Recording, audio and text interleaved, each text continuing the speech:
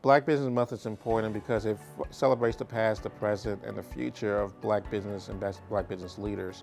I think when you look at the past, the United States has a very complicated history, some good and some challenging. In particular, African Americans were discriminated against in many sectors of business and economy.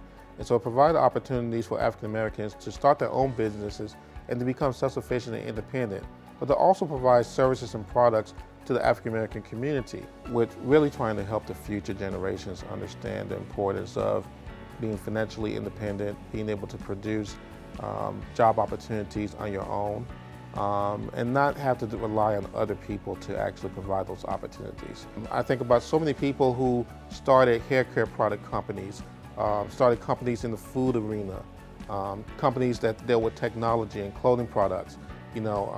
So when you start looking at all of these successful individuals, men and women, it's very inspirational and inspiring to see the success that African Americans have made in the areas of entrepreneurship and business. I think it's important to be able to understand the history, where we are and where we plan on going. Ultimately, Black businesses are the fabric of not only America, but the various communities that we serve in. And so I think it's important to be able to respect and honor the tradition and the successes of Black businesses.